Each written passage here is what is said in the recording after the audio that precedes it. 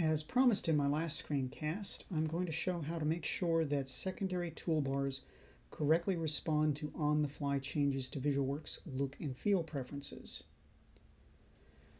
Now, if you, from the Settings tool, were to reset the user interface look, in this case let's change it to Windows XP, and apply that change, you notice everything refreshes, and the toolbars, say for example on this browser here, have a different look, closer to what Windows would look like.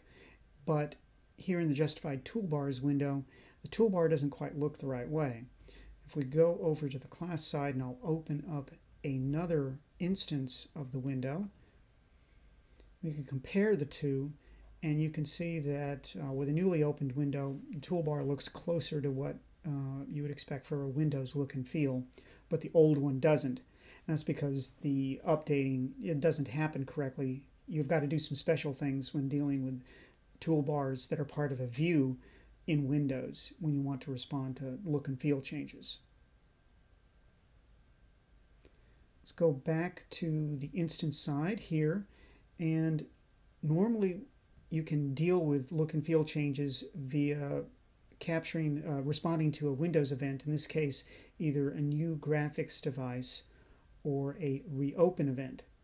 And in those cases you'll see other places in the system that reinstall interface is implemented, and you can look at that method for examples.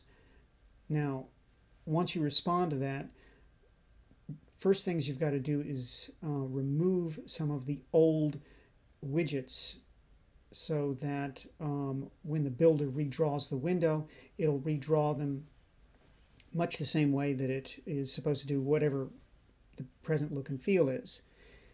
Now, I have created a method that I call remove aspect with ID. Now you'll find this code here looks very similar to places elsewhere in the code where they're doing the same thing. I just decided to make sure and put it into a method by itself, since I was going to reuse it multiple times.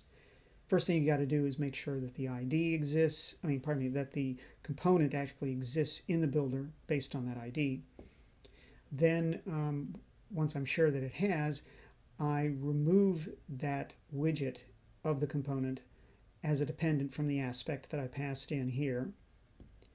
And then I ask the builder's composite to actually remove the component once I've removed the dependency. Now, back here in Reinstall Interface, I go through and do all of the, in this case, start off with the two listing panes, and then I go through and remove the toolbars, each of the various toolbars I had. And like I explained last time, I have a background toolbar to make a seamless look of a toolbar across the thing, along with the various individual toolbars to show how I justified them. Now, to get secondary toolbars to correctly respond to the look and feel changes, we have to add in this code where we actually have to set the instance variables, the aspects locally, to nil. With the builder, normally when it's dealing with a toolbar, such as a toolbar up here in this browser window, it has a lot of stuff built in for dealing with main toolbars, so you don't have to do this for a regular toolbar. You only have to do it if you have a toolbar in a secondary view. But these toolbars, when they are created, are actually very specific native specific instances that are oriented towards the particular look and feel. By nilling them out, you make sure that when those views are recreated by the builder, it will bring in and create a new toolbar that matches the look and feel of the current look and feel. So I'll go ahead and save this.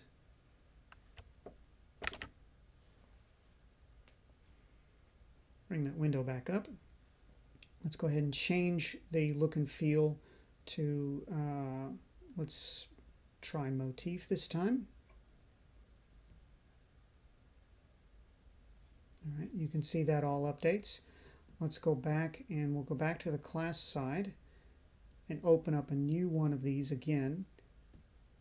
And as you can see, now after we've added in that code, the toolbars look the same. So what you have to do in the case of secondary toolbars is nil out the instance variables where you're keeping them, keeping the local view of those toolbars. And that will ensure that secondary toolbars get refreshed in the correct look and feel if the look and feel changes. Thank you very much, and have fun making Smalltalk work for you.